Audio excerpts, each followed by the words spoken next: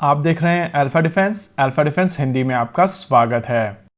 आज के इस वीडियो में हम लोग बात करने वाले हैं twin engine deck based fighter jet के बारे में, जिसको शॉर्ट में हम लोग टेड-बीएफ कहते हैं। इस फाइटर जेट प्रोग्राम को लेकर पिछले कुछ दिनों से बहुत सारे न्यूज निकल कर आ रही हैं और इन न्यूज सेगमेंट्स में कहा जा रहा है कि आने वाले 5 साल के अंदर यह फाइटर जेट बनकर तैयार हो जाएगा। साल 2026-27 के आसपास इसकी पहली फ्लाइट हो जाएगी। इस फाइटर जेट में कुछ डिजाइन चेंजेस किए गए हैं वगैरह वगैरह। इस वीडियो के दौरान हम लोग इसी फाइटर जेट को समझेंगे, साथ ही समझेंगे इन अपडेट्स के पीछे के रियलिटी को और फिर कोशिश करेंगे एक रियलिस्टिक एक्सपेक्टेशन सेट करने की। देखिए, ये चीज हम सभी जानते हैं कि नेवल एलसीए तेजस भारतीय नौसेना की सभी रिक्वायरमेंट को पूर्ण करने में सक्षम नहीं है, क्योंकि नौसेना को एक ऐसा फाइटर जेट चाहिए जो 4 मिसाइल सिस्टम्स के साथ में लगभग 2 घंटे की एंड्योरेंस दे, और सिंगल इंजन एलसीए तेजस के साथ में ये अचीव करना मुश्किल है।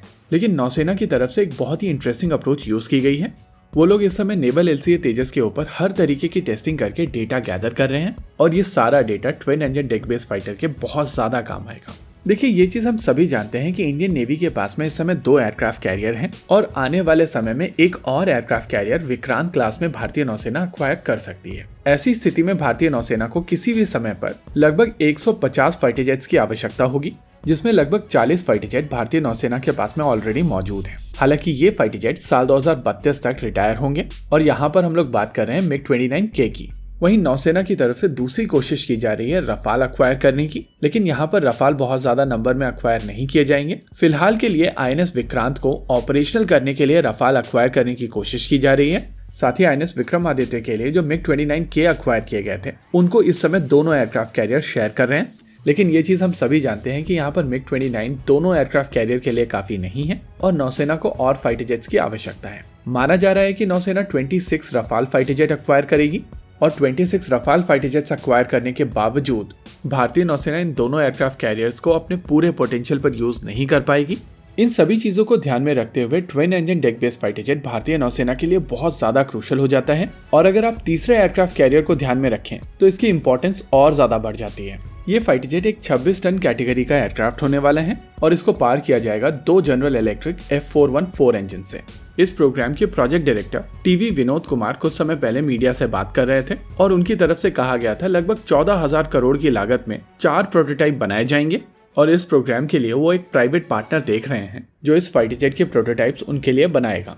अगर आप इसको पर्सपेक्टिव में डालें तो केवल $182 मिलियन में 4 प्रोटोटाइप जिसमें जाने वाले इंजन इंपोर्ट होंगे, यानी कि यहाँ पर आप लगभग $45 मिलियन में एक फाइटर जेट देख रहे हैं और इस तरीके की प्राइसिंग के लिए कोई भी प्राइवेट सेक्टर कंपनी आगे नहीं आएगी, यानी कि ये प्रोग्राम आने वाले समय में भी अटका रहेगा।